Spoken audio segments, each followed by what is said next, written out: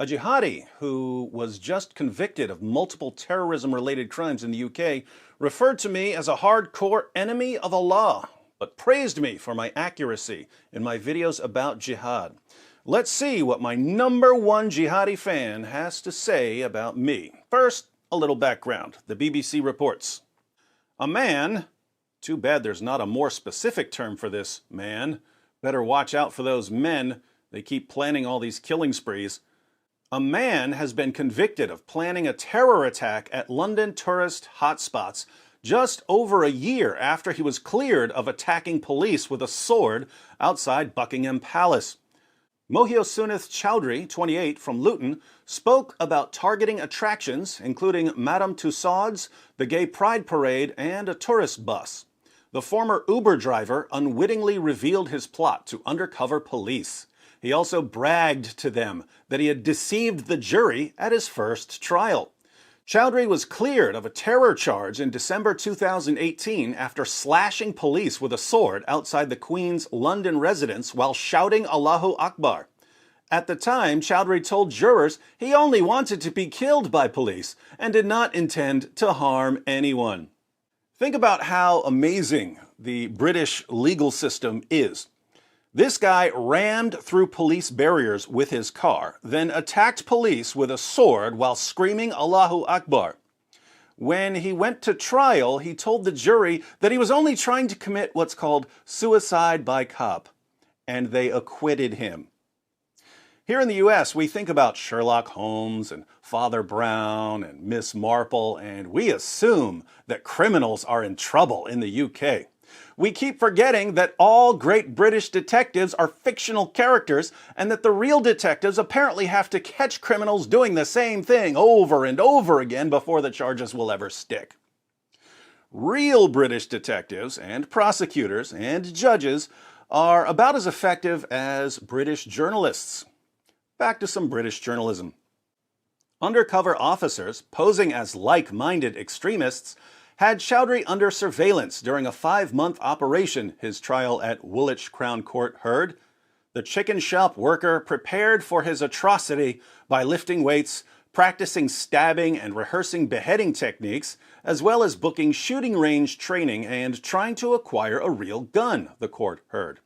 He remained emotionless as jurors found him guilty of engaging in conduct in preparation of terrorist acts, collecting information likely to be useful to someone preparing an act of terrorism, and disseminating terrorist publications. The second charge related to a document titled Guidance for Doing Just Terror Operations on his phone, which included instructions on how to kill people with knives. I'll link to the 2 articles I'm citing, but in short, this man, for lack of any more descriptive term, immersed himself in the lectures of Anwar al-Awlaki and other jihadi preachers. He watched ISIS execution videos and posted ISIS propaganda. But he eventually decided to see what non-Muslims had to say about jihad. Did non-Muslims understand what Islam says about terrorism? So he got Tommy Robinson's book, Muhammad's Quran, Why Muslims Kill for Islam, and he visited Robert Spencer's website, Jihad Watch, and he watched a bunch of videos by some sexy super genius named David Wood. Let's read the part about what jihadis think of me. The Independent reports.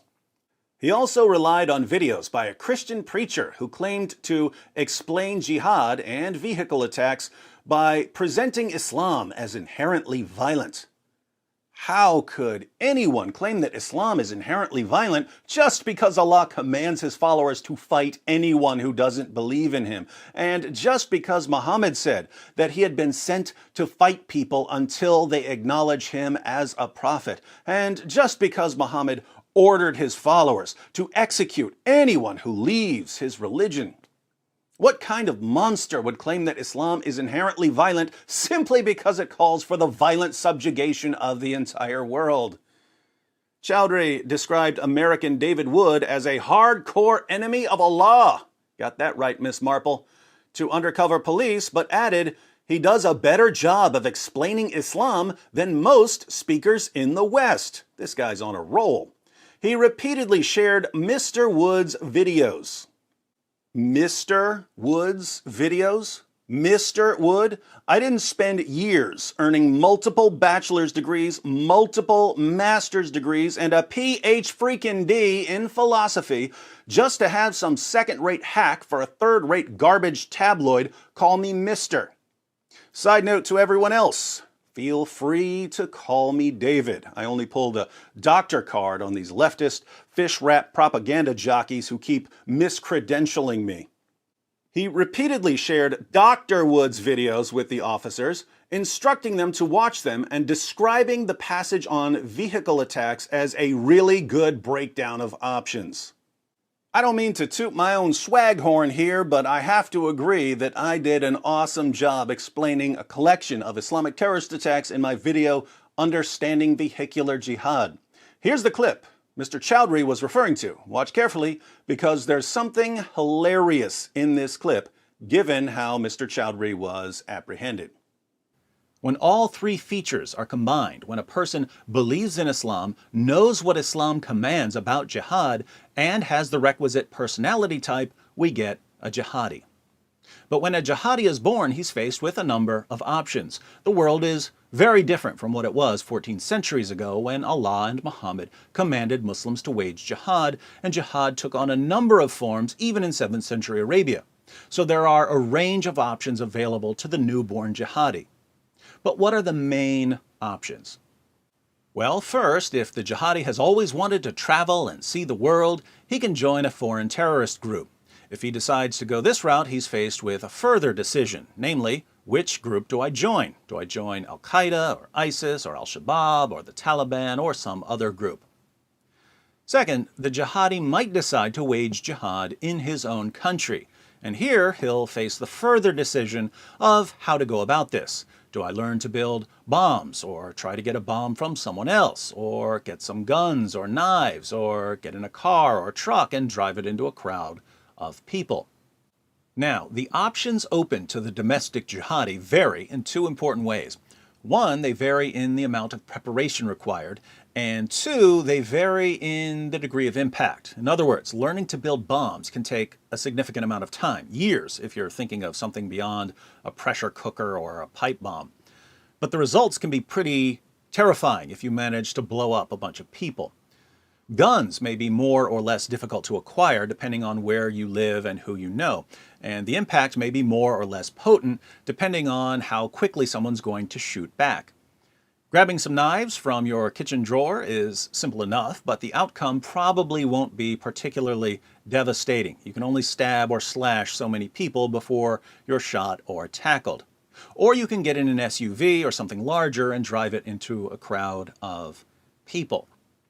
Notice that the vehicular option doesn't take much preparation and that you can potentially inflict a lot of casualties so long as you have a heavy enough vehicle and a sizable crowd of people. So if you're weighing your options and you don't think you'd be a good bomb maker and you think you'll have a tough time getting a gun and you want to do something more than just stab a few people, vehicular jihad is going to catch your eye. Another option. For people who don't want to die, there's the option of supporting jihad financially. Muhammad himself said that people who pay for others to wage jihad receive the same reward as the jihadis who fight. So if you've got a business or a good job, you might decide to fund jihadis. This is why we've seen so many cases of people being charged with sending money or supplies to various terrorist groups. Even groups like CARE have been caught conspiring to fund terrorist groups. Finally, you might believe that you're supposed to wage jihad, but you might not like any of the options currently available, so you might decide to wait patiently. Here you're waiting for something to come along that jumps out at you as a mission from Allah. You're convinced that you're called to fight, but you're not convinced that any of the options currently on the table is the way to go. Hence, you wait. And polls show that many people who agree with jihadi doctrine aren't actually waging jihad. They're waiting. So now we're in a position to understand the rise of vehicular jihad. Years ago, Al-Qaeda set the bar for a successful terrorist attack pretty high. A successful terrorist attack was crashing planes into buildings or blowing up subway stations, mass casualties, go big or go home. And for years, aspiring jihadis attempted to recapture the success of the 9/11 attacks or the 7/7 bombings. And they failed. Over and over again, jihadis would get caught trying to buy bombs from undercover FBI agents. They would then go to prison, and instead of inflicting terror, they convinced us that the FBI is really on top of things. Eventually, a few jihadis concluded that successful small-scale attacks would be better than failed large-scale attacks. So instead of plotting to blow up a building, they would grab a knife or an axe or a gun or a small pressure cooker bomb and go stab or hack or shoot or blow up a few people in the name of Allah. These small-scale attacks wouldn't be as dramatic as the 9/11 attacks or the 7/7 bombings, but they were much more difficult to stop than large-scale attacks. But even though small-scale attacks are more difficult to prevent, they're not always impossible to stop. Police can keep an eye on people who buy guns or who download instructions to build pressure cooker bombs. If someone's carrying a backpack onto a train, police can tell him to open his bag. But how do you stop someone from getting in his SUV and driving it into a crowd of people? Until he's plowing through the people, he hasn't done anything. How do you stop someone from renting a U-Haul truck and heading towards a local parade? You can't.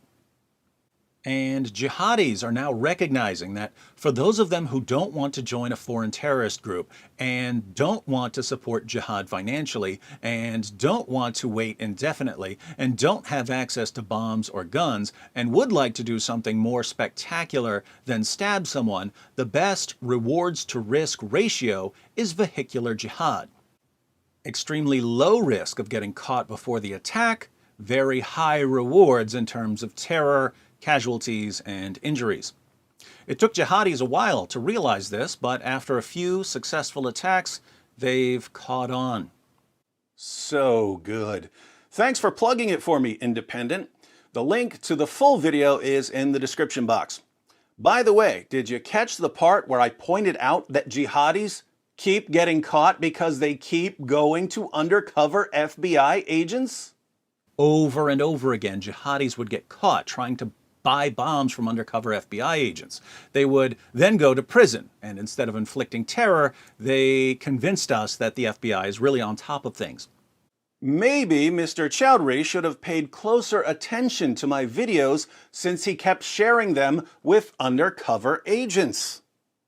In Telegram chats, Chowdhury claimed that despite mocking Islam, Dr. Wood was more truthful than the majority of Islamic speakers. You heard it here, folks. David Wood is more truthful than the majority of Islamic speakers. He told the jury, so he was still talking about my videos at his trial. Those must be some good videos. He told the jury that he found the videos while looking for the truth of religious doctrine, adding, "Dr. Wood uses the references, I sure do, and proves this is the truth about Islam." Absolutely correct. It's taboo. It's like forbidden knowledge. Wow, wow, wow. So, this jihadi spent years listening to the lectures of Muslim preachers like Sheikh Anwar al-Awlaki. Then he decided to get a second opinion on what Islam teaches. So he went to Tommy Robinson and Robert Spencer and yours truly. And he stumbled upon the tautology of the century. Islam teaches what it teaches. Why do jihadis agree with me on the true teachings of Islam? It's because we're reading the same sources, and unlike politicians and journalists and educators and entertainers, we refuse to reinterpret them. Ask a jihadi, what does Allah mean when He orders His followers to fight those who don't believe in Him? The jihadi will answer, He means fight those who don't believe in Him. Ask me or Robert Spencer, what does Allah mean when He orders His followers to fight those who don't believe in Him? We will answer, He means fight those who don't believe in Him. Ask an American or a European politician or journalist, what does Allah mean when He orders His followers to fight those who don't believe in Him?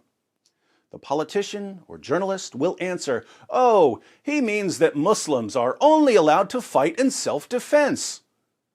Well, why didn't he say that? Why did he say, fight those who do not believe, if he really meant only fight in self-defense? Oh, it's because, context. Bull. We can go through the literary context and the historical context. The verse means exactly what it says. So, why did Allah say, fight those who do not believe in Allah, and demonstrate via the literary and historical contexts that he means exactly what he says if he really meant something completely different? Oh, it's because, you're a racist and a bigot and an Islamophobe. Welcome to Fantasyland. But David, wouldn't it be better if you lied about what Islam teaches and just kept telling people that Islam is a religion of peace? Not remotely. People like Mohyosunath Chowdhury are always going to find out that Islam commands them to wage jihad. If the rest of us lie about Islam, it's the rest of the world that will remain in a state of ignorance, not jihadis. And the greatest asset of the global jihad, with the possible exception of political correctness, is ignorance. So, when Allah and Muhammad call for the violent subjugation of the entire world, believe them. When jihadis tell you that they've been commanded to violently subjugate the entire world, believe them. When a bunch of deluded morons who wouldn't know the Quran from a phone book tell you that Islam is all about peace and tolerance, don't believe them because they're deluded morons. Well, now that you know that my videos about jihad have the jihadi stamp of approval, how about watching a few of them and becoming part of the solution? I recommend starting with the 3 stages of jihad, then moving on to the much shorter jihad triangle, followed by understanding vehicular jihad, and finally the Quran in context. The links are in the description box, and there's plenty more where those came from.